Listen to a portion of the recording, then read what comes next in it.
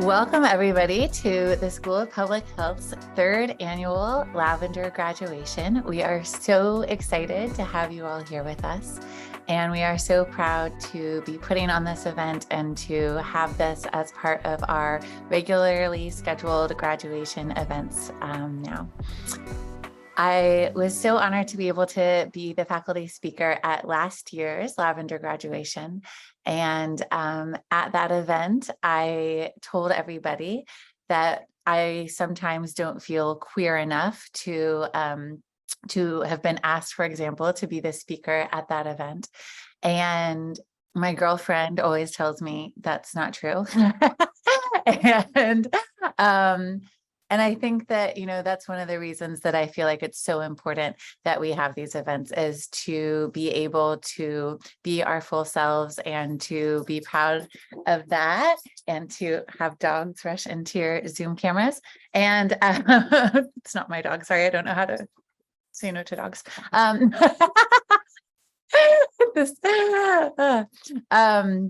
And it's so important for us to have events like this where we can be our full selves and celebrate that and all share that together. So thank you so much to everybody who has put on this event and who has been part of it and who has really pushed us to keep having this, and who is showing up to all of the planning and who is showing up tonight. And it means so much to not only the people that are here, but the people that have come before and the people that are following in our footsteps. So thank you to everybody. And I want to tell you, I don't really know what an MC does, but I'm the MC for the night, and I will help run this a little bit. I think that's my job. So I'm going to pass this on. We have some amazing speakers tonight. We have so many people that will inspire you and make you be so excited that you made the choice to come here this evening. And one of my favorite speakers always is our dean, and I'm going to turn it over to Emaline now and let him give us some more welcomes. Your magic, spring as usual, your magic. You spoke your words and suddenly everybody appeared in the room. I don't know what you did, but I know I can rely on you always, because suddenly now from 7, we suddenly are 15. So welcome everybody to this really important event. This is our third annual virtual Lavender graduation at School of Public Health. And I didn't have a lavender shirt, but I wore a shirt with the colors of the flag. So I hope that is acceptable. And I'm delighted to join you and looking forward to continuing this tradition year after year. Our gratitude goes to our alum and co-founder of the Lavender Graduation, Kira, our junior. Kira, where are you? I'm really, really proud that there she is, but she came in and out, but she is a force to reckon with and an energy that brings us together today. And you will hear from her.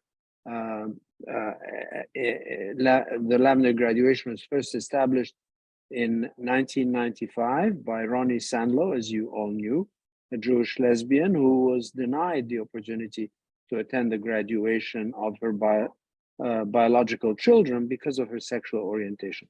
Total craziness. And thank goodness we are in a different world today and we can celebrate together. We are pleased that last year School of Public Health established LGBTQ plus Student Association, and you will hear from their founding president. Elise is with us, and I was very worried because she was lost in another chat room. Elise, come on.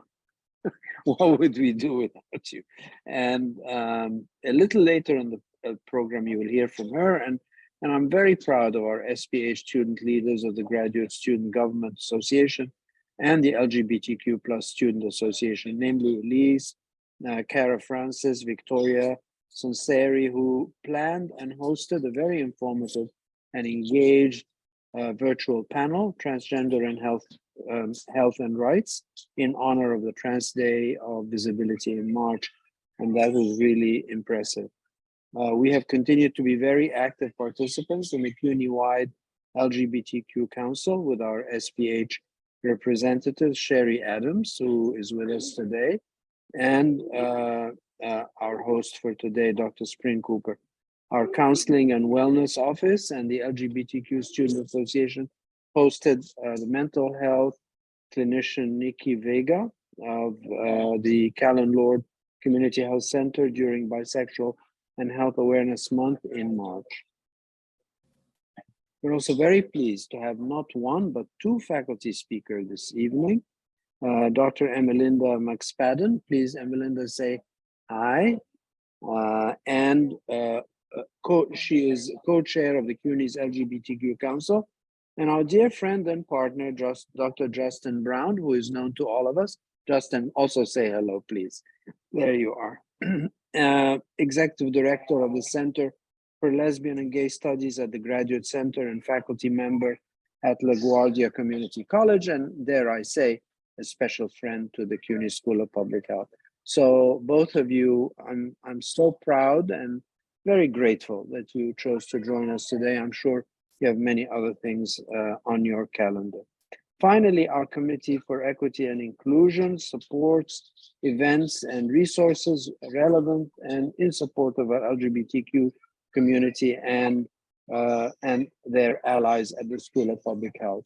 My aim as the Dean of the school is to make sure that not only you feel welcome, but you feel comfortable and free to be yourselves, free to express yourselves, free to input your energies into what the school has become. And I am always encouraged and supported by your willingness to participate in every way you can.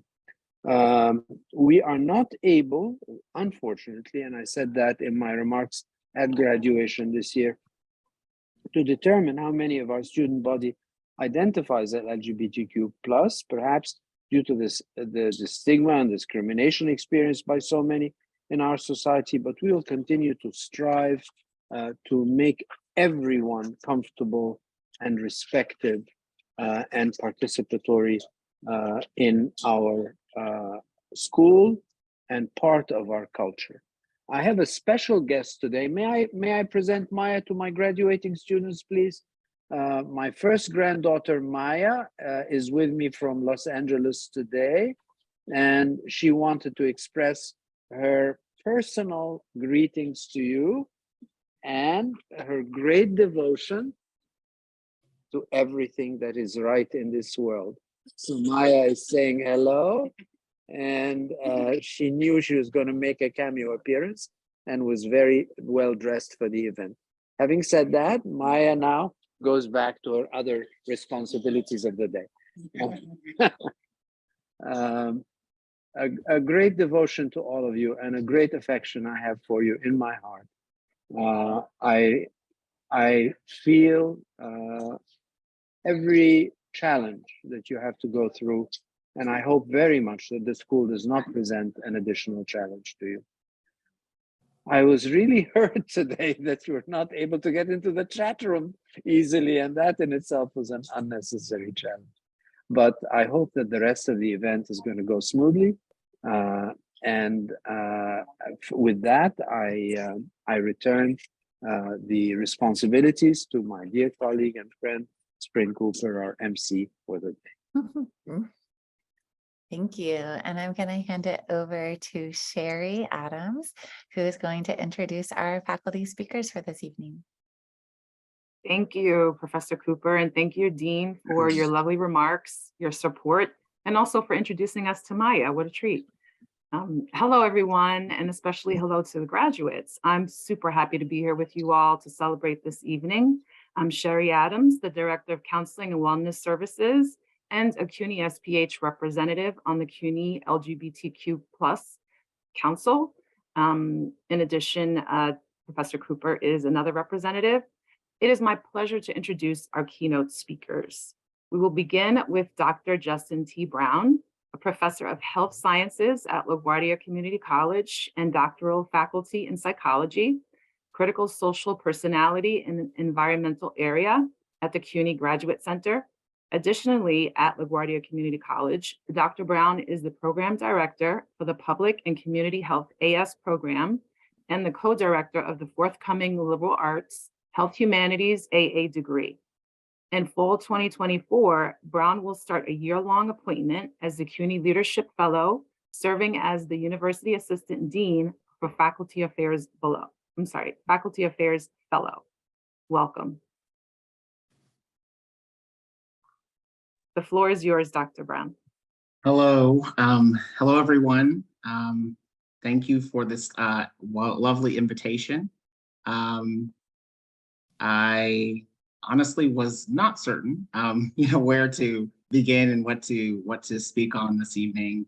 But I first do want to just again thank Dean Almohandes, Dean Roberts, the faculty and staff for this invitation, and thankful, honored, and humble to be here and speaking this evening to all of you, and to those that this may also reach. And it's important back, especially to what Dean Almohandes had mentioned, among the potential concerns of our own community members that may not be or feel safe enough that they can be out, be themselves, and because of various reasons. And so hopefully this, as a function and part of what the work is that we continue to do, will make things better so that we can begin to mend those uncertainties and fears that may reside within them. But more importantly, to the 2023 SPH graduates, congratulations on your accomplishments and welcome to the next phase of your professional life or next phase of your educational journey. When approached to speak, again, not certain where or what to focus on, in part because I think admittedly I see myself doing the work that I do to address health inequities among LGBTQI+, BIPOC, and geospatially diverse diaspora, and those at the intersections as just being my job. It's what I'm supposed to do. And so with this in mind, I began to think about, my own personal journey to where I am now. And I may have landed there because of my current work, but not necessarily as a director or a researcher or even necessarily a faculty member. I think I arrived at where I was centered on tonight because of my dedication to social justice, but primarily through the role of mentorship and what and how mentorship is critically important at all phases of our own lives and our careers, and both within the academy, within our professional workspaces, and also in our everyday lives with the community members and the organizations that we are a part of.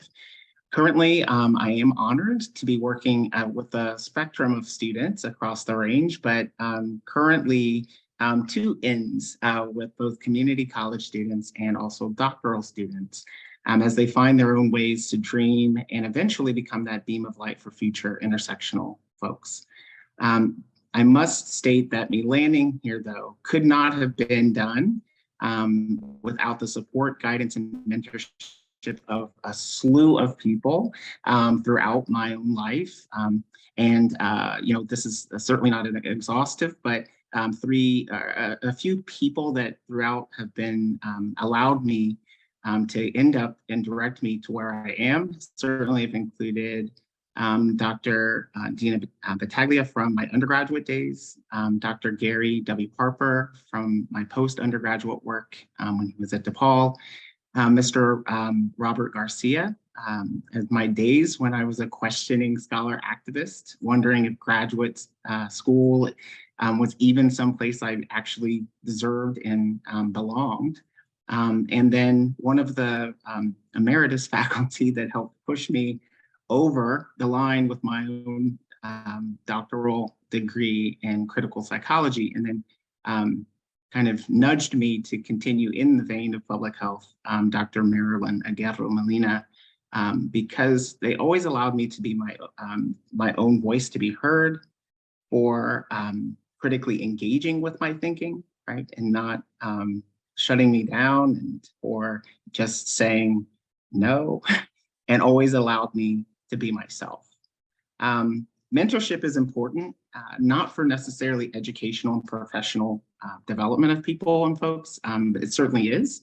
That I don't want to diminish the importance of that, but to ensure really that through mentorship, we continue to fight for the eradication of socially oppressive states, so that often lead to the slew of health outcomes that we see impacting the lives and well-being of our community members, and also helping to raise the awareness and the voice of those that cannot necessarily speak for themselves because they've been silenced by a system that doesn't want or allow for them to sit and be at the table.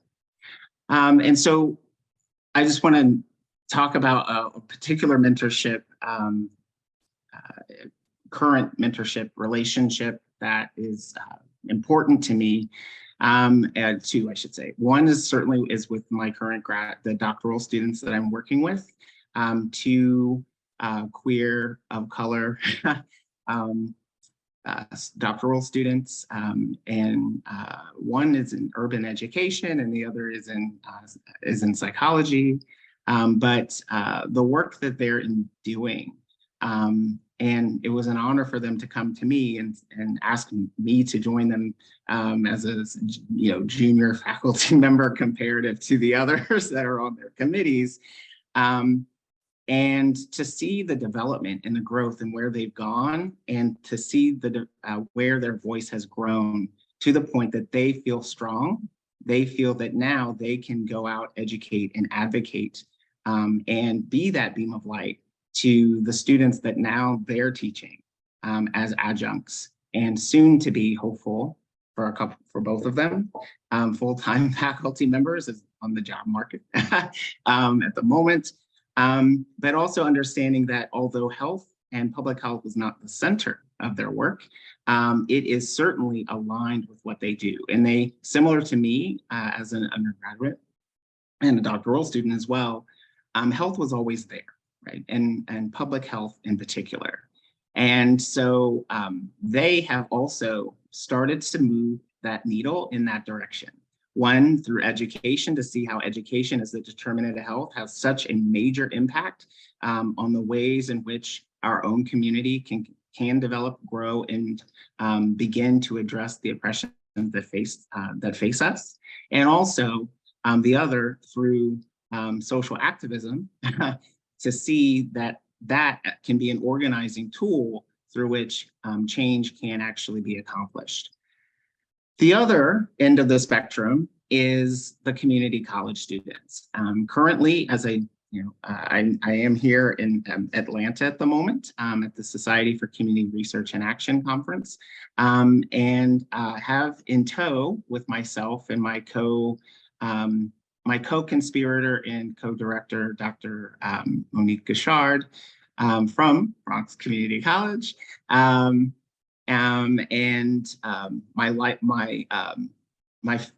We say we're husband and wife, and our partners both say yes, very much so are. And so we have been working with a diasporic set of community college students over this past year through a BRESI funded project to engage them in anti-racist, decoloniality, intersectional framed ethics, research methods, and social engagement to eradicate the oppressive states that face our intersectional community. And through this, we've landed here with them, and they're presenting. And it's just amazing to see how they've grown, how they've developed. And so through mentorship, I say that it's the way to spark the fire that can lead to continual sustained development and change. It's through that process that we have to continue to pass on not only our own thoughts, words, and influences, but allow for them to develop, grow, and become the generation that can create and continue to pick up and not have to start over the fights that we now face. And why that's also important, as we all know, given the current state of, as I loved to hear today, unfortunately, but as someone said, DEI, unfortunately, is many want it to DIE, right? And so given that that's the state where we are, it's even more important to eradicate and get and do all we can to push back against the forces and the policies that are perpetually being put on our bodies to shut us up, shift us away, and force us out of the rooms and spaces that we fought so hard to be a part of. And so through those actions, I feel that what we can and need to do is not continue to work within necessarily the same systems and the same structures, but work as change agents through mentorship by arming and creating and giving the skills, knowledge, and support to those that want to carry this work forward. So I know I'm out of time, so I just want to end with this. And hopefully what I've said makes some semblance of sense. But just want you to remember one thing, or remember this, I should say. Remember that it is important to go out and do this work because your silence will not protect you. So you must transform your silence into language and action. But remember, the master's tools will never dismantle the master's house. So we must stay humble and united to be successful because there is no hierarchy of oppressions. We are all in this together. And so my last question then is, so who were those all from? Anyone?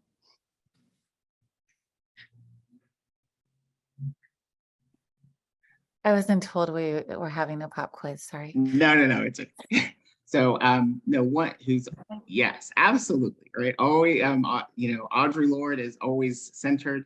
Part of my litany of elders that I look to and for inspiration to lift me up and when I get down and uncertain whether I can continue this work. But do it with your whole selves, do it with your whole hearts, but also be kind to yourselves, protect yourselves, and allow the opportunity for yourself to heal and to say no. Because if we don't have all the gas in the tank, then it's not going to make it any better in the end for any of us. Thank you. Thank you. Thank you so much, Dr. Brown. It more than made sense. Thank you for being so generous with your experiences, your expertise, and also your encouragement. Next, we're going to welcome Dr. Emaline McSpadden, an associate professor in the Department of Social Sciences at Bronx Community College, where she teaches various courses in the fields of psychology and development. She serves as a faculty advisor for the BCC Psychology Club, is a co-director of the BCC Peer Support and Career Development Program, serves as the coordinator of the BCC LGBTQI+ Resource Room, and is a co-chair on the CUNY LGBTQI+ Council.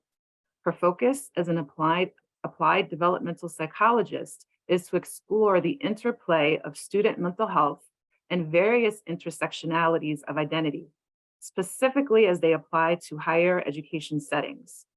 As an LGBTQI+ service provider and student development program director, Dr. McSpadden collaborates with regional health service providers, artists, and human rights activists to cultivate enrichment opportunities for students and mentees across a multitude of domains. The floor is yours, Dr. McSpadden. Thank you so much. And thank you, Dr. Brown, for such lovely words. I just want to I'm gonna throw my 2 cents in. So first of all, congratulations, just deepest and humblest congratulations to you graduates. What an amazing accomplishment. What a wonderful thing you've done. This is big. And I don't want that to get lost for a second. Like, you've done this, and it's beautiful that you've done this.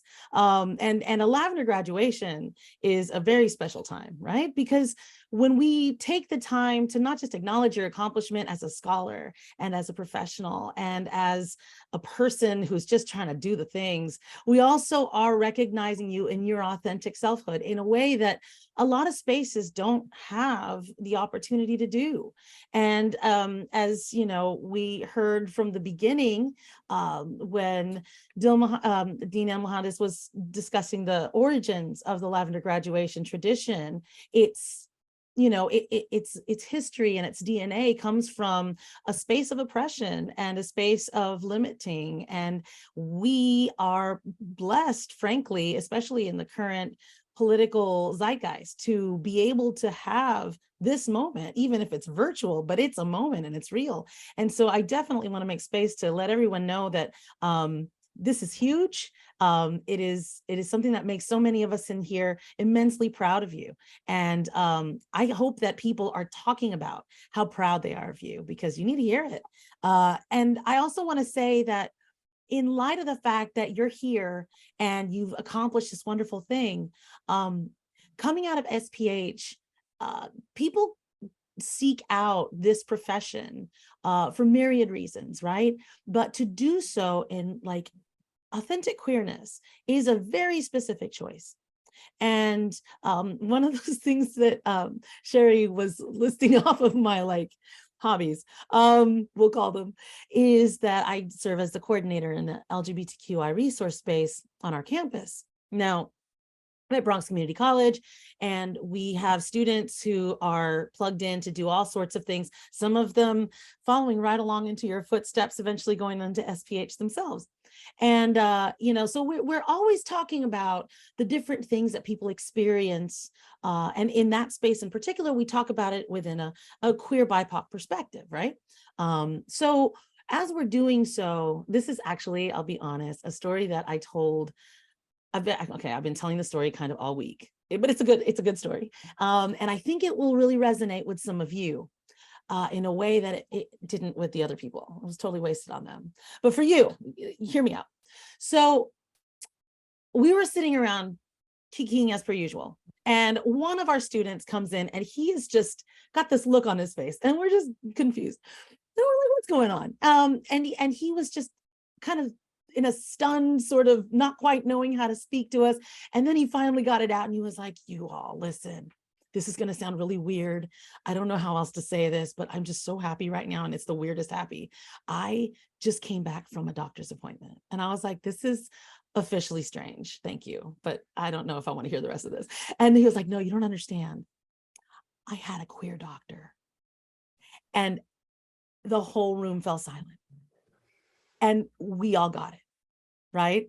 Because we didn't know what to do with that information. It's not like we didn't think that there were queer medical doctors out there, but the experience of actually relating to a person in the health profession who is of a queer identity or one that reflects your own, for so many LGBTQI folks, is just not a thing, right? And so this dude comes to us and he's like, you guys, it was just the best thing that's ever happened to me. I was like, was this like a normal, like, what, this is a checkup? Was this a checkup? Like, did you get weird news? No, regular checkup. But it's just, it was amazing. And he was just glowing. And then before we knew it, there was a whole room of students, and then myself included, and we're all just sitting there almost gathered at his feet for his knowledge. Like, what was it like? Tell us about the magical moment. And it really is, like, the point of that story, as I hope is kind of obvious, is that the fact that you exist in a space where So often, LGBTQI folks are just so ravenously hungry to be seen and treated with dignity. And the fact that you are in the works in whatever route you are taking and whatever your specific interest might be, that representation is absolutely everything. And I know that when you're in the academic spaces, it's really hard to remember that because you're just kind of plowing through, you're doing your things, you're jumping through the hoops. And yes, you care. Of course you care. Caring is what got you to the finish line, right? But when you get out there, wherever you land, and some of you have already landed your jobs and you're very fancy and congratulations, but for others of you who are just sort of beginning onto the horizons of discovering that next part of your journey, just remember that anytime, and there's no pressure here, but anytime that you choose to take that authentic, like sort of step in selfhood that, bravely, really courageously announces to the world who you are in your skin and how you are proud to engage in that selfhood with the rest of the world. Anytime you choose to do that, it makes such a magnificent difference in ways that you cannot even fathom, because there will always be some random person that you just barely connect with in your work, whatever that may be it as a direct service provider, a researcher, an educator, whatever you're doing. The fact that you are you and that you are representing as you are is going to touch a life, is going to touch many lives. And because you're in this particular profession that you've chosen, it is going to do so much more than just impact somebody with your presence. You're going to do quality work. You're going to do incredible, meaning making in this profession because of who you are. And then on top of that, you're also quite good at what you do. But I just wanted to remind you of that because it can get lost in the cacophony of all the things that come with the job searches and the congratulatory things that are going on, I hope, in plethora for you right now. Please celebrate this all summer long and beyond, please. But I just want to throw in that little nugget of, on behalf of the people that you are in the future going to touch, going to change, going to uplift. Thank you for making the choice to go into this and do this with an open heart. And in this moment of Lavender Graduation Celebration, to do so in queer authenticity, in however you choose to do it, because it makes more of a difference than you'll ever know. And that's all right. You don't have to know it. But you're going to do it anyway. And there are people like myself, like Dr. Brown, like all of the faculty and staff at SPH who see what you're doing and remarkably. So thank you so much. Congratulations to everybody graduating. Seriously, keep celebrating all month, next month. It's as big as it felt in that moment when you first got the final, yes, you officially passed your last final, you officially turned in your last paper. Keep that going. You deserve it. Thank you so much, everybody. And thank you for having me. This is a real glorious opportunity just to say thank you to all of you and to celebrate you. This is amazing. Congratulations. Thank you, Dr. McSpadden, for helping our graduates be present in this moment and really feel it. Take a moment just to take it in. We really appreciate that. And also for sharing a story that is very much indicative of all the work that you've done to support LGBTQ students at CUNY. We appreciate you. I'm going to pass the floor back to Professor Cooper. Thank you. And now we have our student speakers. I'm going to intro both of our student speakers together, and then I'll pass it to Elise first. So we have two student speakers tonight. Elise Balan is a CUNY SPH graduate, class of 2023 in community health. She founded the CUNY SPH LGBTQ+ Association last year to establish a space. Yeah, everyone please clap, put up your emojis. Yes, thank you. To establish a space for queer students and CUNY to network and connect, to support and learn together. She's a queer public health advocate currently located in the city of Durham, North Carolina, working to improve hospitality and service workers' conditions and organize for solidarity. Our second student speaker will be Victoria Sunseri. She's a May 2023 MPH graduate in CUNY SPH Health Policy and Management program. She's a queer public health professional seeking to advance the health and well-being of all by promoting the development of safe spaces and policies that uplift historically marginalized voices. She's grateful for the opportunity to be a part of this special event and to share in the achievements of all the LGBTQIA+ community and its allies. Thank you. We're so grateful for both of you to offer some words of wisdom tonight. And I'll start by giving it over to Elise. Thank you so much, Dr. Cooper. Thank you, all of you. It's been amazing so far. Happy Pride, happy Lavender Graduation, everyone.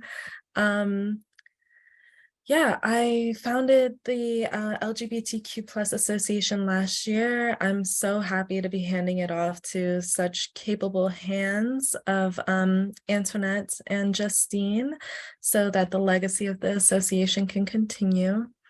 Thank you, Drs. Brown and McSpadden, for really like highlighting the resistance at the core of this event, of this celebration. I want to take this moment to remember the origins of Pride, the fierce resistance at the core of it, the queer radicals such as Marsha P. Johnson, John O'Brien, Martha Shelley, and Sylvia Rivera, who began the Gay Liberation Front after the Stonewall riots, which was, you know, fierce at its absolute foundation. And this revolutionized the gay rights movement. It drew attention to the state-sanctioned violence that we're expected to accept every day. They denounced the criminalization of Black liberation activists. They condemned the occupation and colonization of third world countries. And they refused to keep quiet in the wake of the government's inaction during the AIDS crisis. We take this moment to remember that 1 in 10 gay men died during the 80s and 90s to AIDS. And I want to call it for what it was, which is an attempted eradication of culture. And we're currently living in the cultural revival. So I want people to remember that whenever you see in the news, or maybe, you know, some like obnoxious family member that's just like, everyone is queer, everyone is trans, where is this all coming from, blah blah blah, it's like, no, we are taking this back. There was a very calculated attempt to eradicate us, and we are currently reviving, and we are currently seeing we're seeing the leaders that rise up in the generation that we lost in the 80s and 90s. And we respect and thank the elders that have been paving this way, because they could not be suppressed, and neither could we. So we celebrate and recognize that we've recognized this closet that we were in, because whether or not you choose to come out of that closet, just that recognition is a very radical act, and it dominoes into increasingly liberative thought, where we recognize the other closets that society has placed us into, whether that be, you know, the gender and sexuality restricted closets. We can then do the work to recognize and deconstruct the structures of the white supremacist closet and the Christian supremacist closet and the America-centric one and the human-centric one. So I hope everyone has been taking this month to celebrate one another's diversity and to find true joy in it. But I also want to recognize the deep responsibility we have as queer members in this specific public health fields, because we are instructed to work within the structures of the state, and the state, you know, frugally grants us the resources to do the work that it outlines for us and it defines for us. But we need to recognize that we can have greater impact outside of those structures. We need to remember that Marsha P. Johnson was murdered and her murderers were never investigated. And we remember that Sylvia Rivera died while homeless in 2002. And while legislation and terrorist groups and media are attempting to suppress a generation of gender and sexuality nonconforming and therefore societally nonconforming people, we remember that queer and Black and trans and people of color radicals fought for the right to live authentically, as well as for the economic and societal and infrastructural support of the marginalized communities. So as Pride is a celebration and the visible display of queer joy and rainbows and queer self-actualization is important for the youth that may not have believed it was possible, or if only for the younger versions of ourselves that didn't think it was possible. If I'm speaking for myself, Pride also means fighting for the structural and infrastructural change so that our siblings can have what they need. So congratulations, everyone. I hope you take pride in this great challenge bestowed upon us as allies in this field, to be not another enforcer of the status quo, but to continue to fight for equity and justice for our siblings. And I hope we can continue to keep in touch and build community through the alumni network. Thank you so much, everyone. Thank you so much, Elise.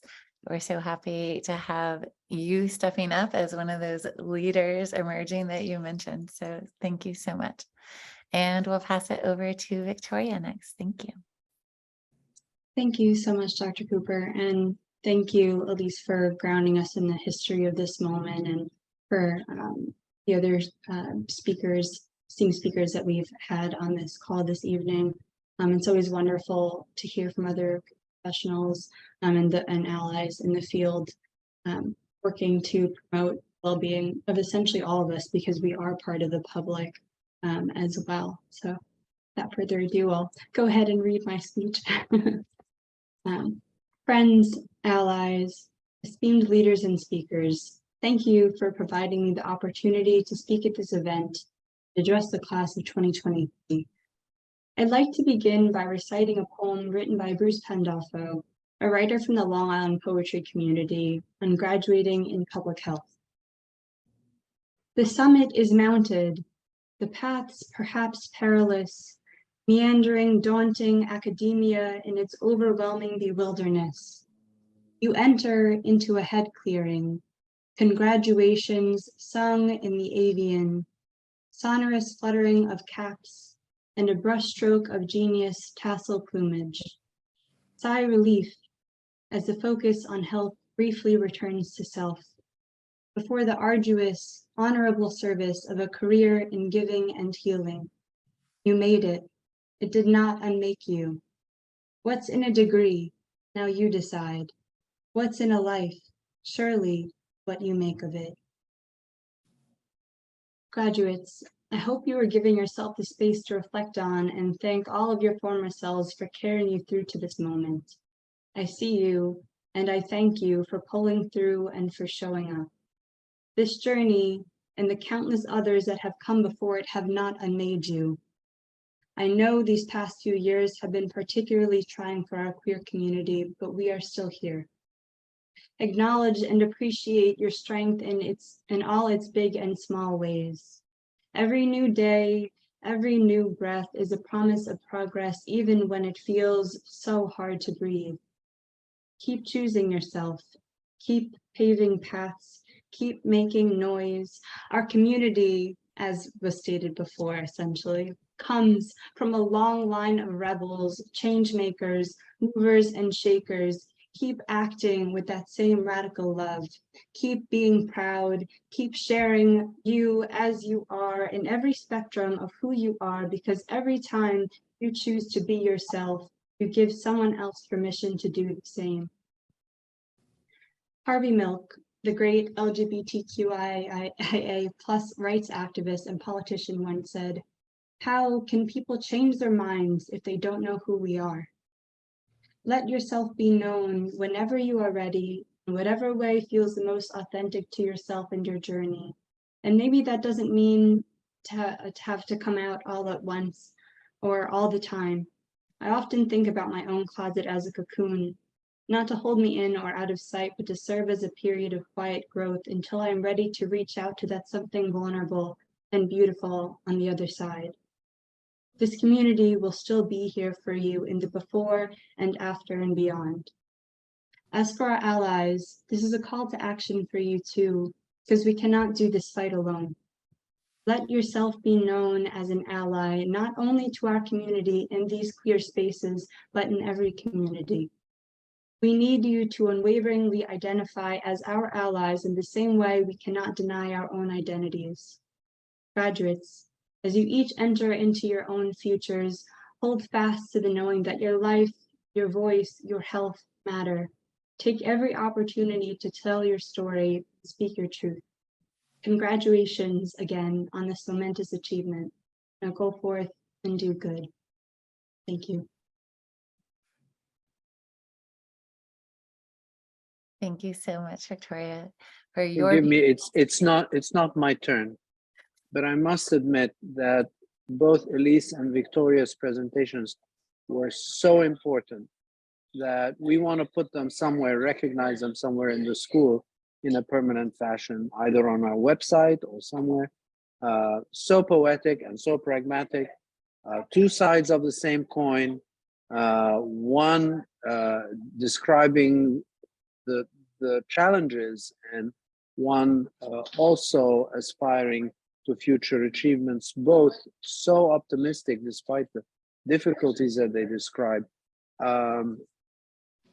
I think we should have them somewhere so that the students have access to them, hear your voices and are inspired by them.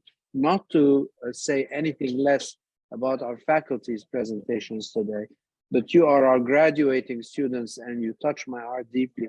I'm so proud of, I'm always a student teacher and a fellow learner. And these presentations were incredible. That's all I can say. Thank you. Thank you for educating our hearts and our minds and our spirits. And thank you, Iman, for doing my job for me. And if you see in the chat, Elise wanted to notify you that she's looking for a job. So,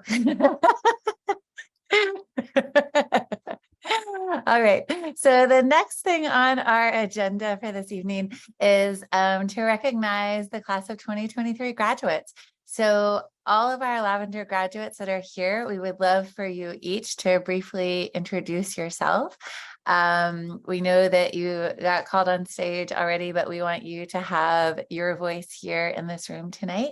So I will allow somebody to volunteer themselves to introduce themselves. Just you can like put up a physical or emoji hand and the floor will be yours.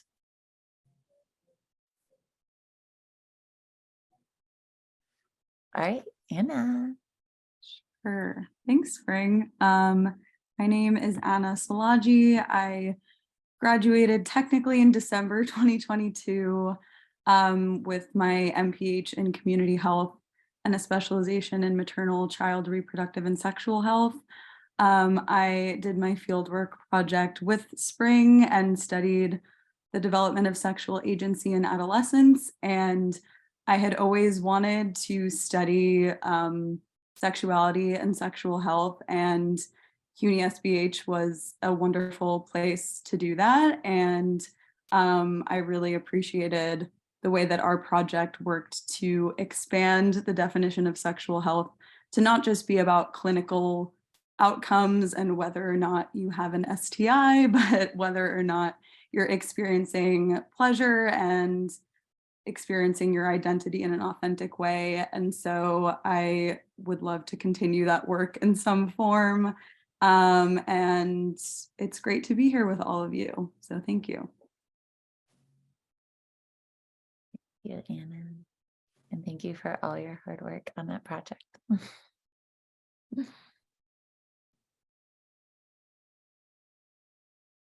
Somebody else like to introduce themselves?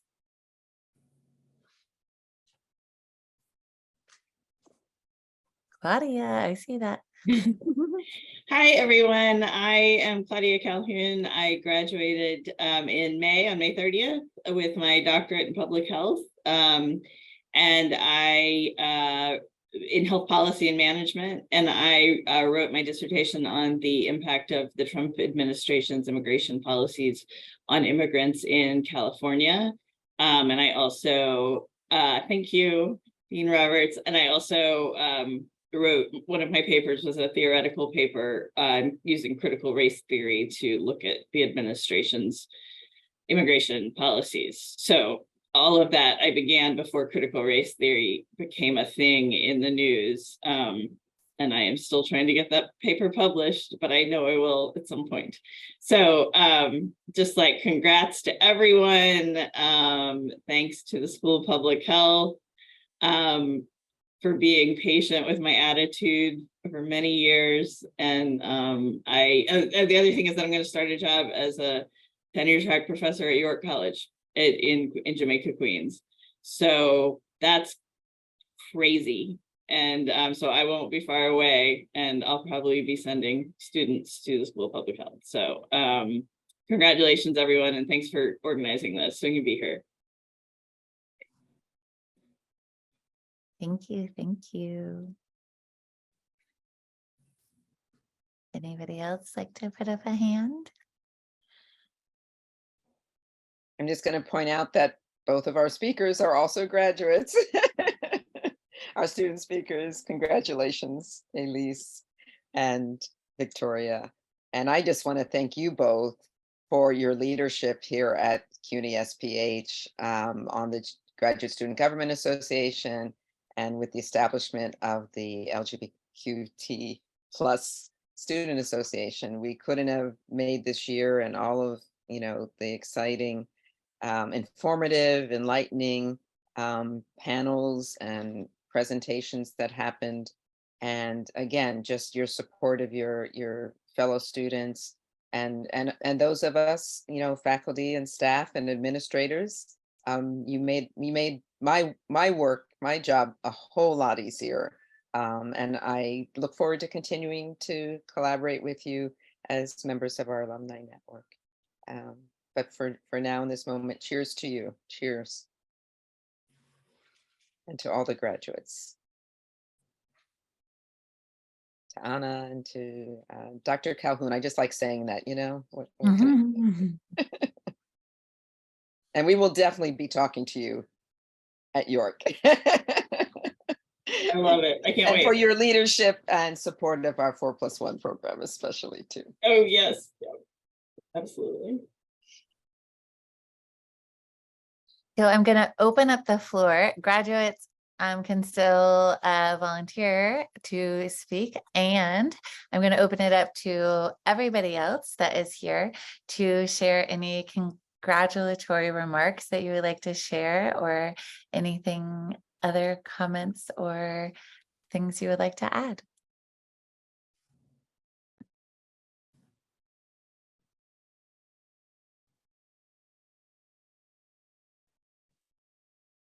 Yeah, I was actually just thinking about like one of our first meetings, Dr. Spring, when I was your student in the CHSS class.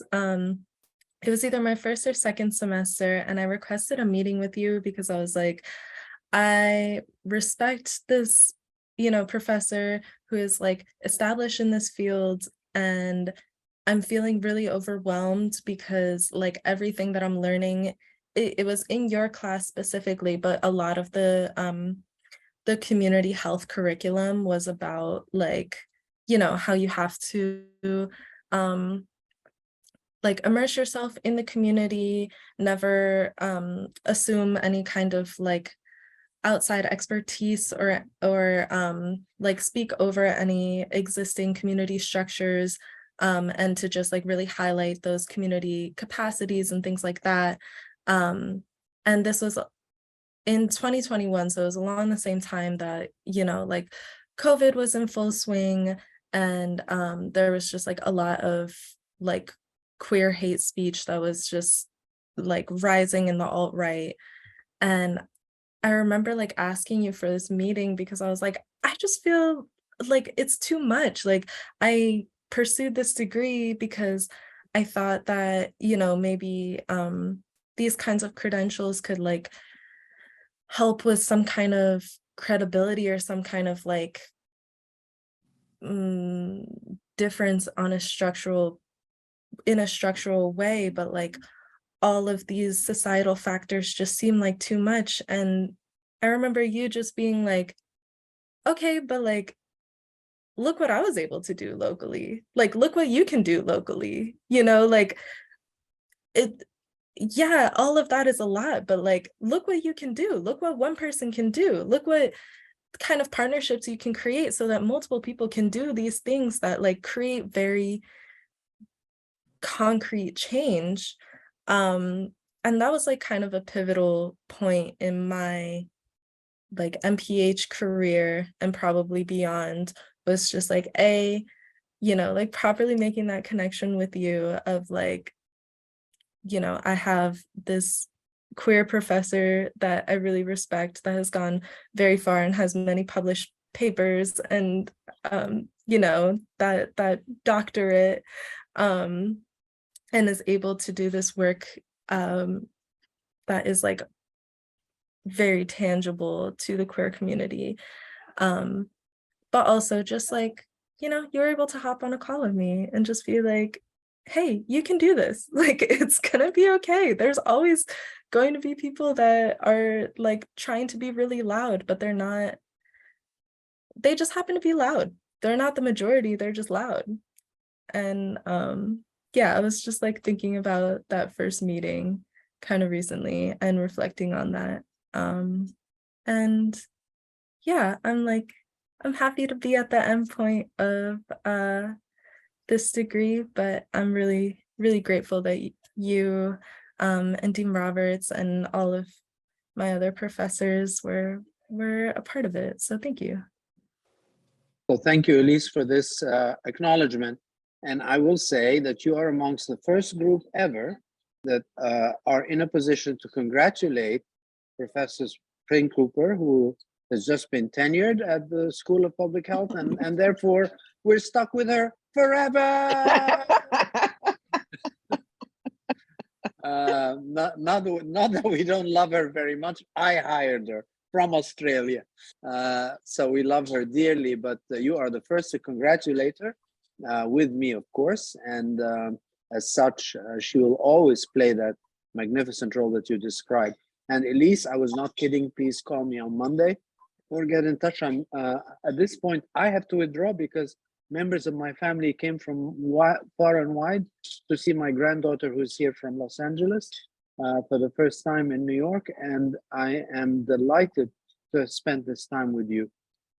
But you understand that I'll just go and spend some more time with family or gathered around the dinner table.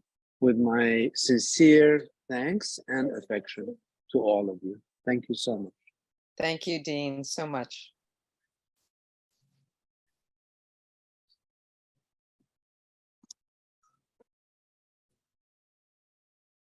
Would anybody else like to share any words?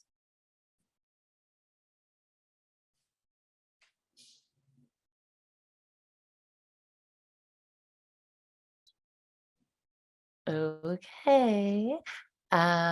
With that, I'll pass it back to our Associate Dean Lynn Roberts to close us out for the evening. Oh, thank you so much, Dr. Cooper. And again, congratulations. What wonderful news and what a wonderful way for some of us to learn it for the first time. I'll keep it short and sweet because I know we've gone over time. We do apologize for the technical difficulties at the beginning. I'm glad those of you who are with us were able to find the right room, the right Zoom room. Thank you always to Kira for your initiating this tradition at SPH and for continuing to participate in the planning of this event. Kudos and gratitude for our guest speakers, Drs. Brown and McSpadden, for your inspiring words and for all that you do at CUNY. And we just look forward to continuing to collaborate and partner with you in a variety of ways. As the Dean indicated, our student speakers just rocked it. as always, no surprise there. And all members of the planning committee and the other students and future leaders here at CUNY SPH who joined us.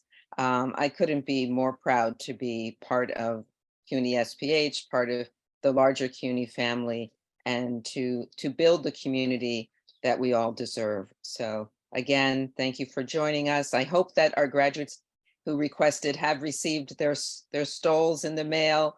Yay!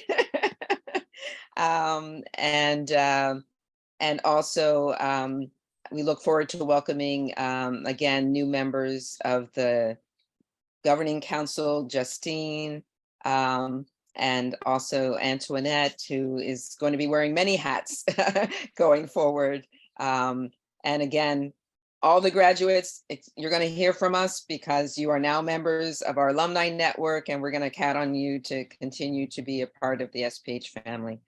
And with that, thank you all for joining us, and happy remaining days of Pride Month, but make it Pride year round and for decades, centuries to come. Thank you, everybody. Happy Pride.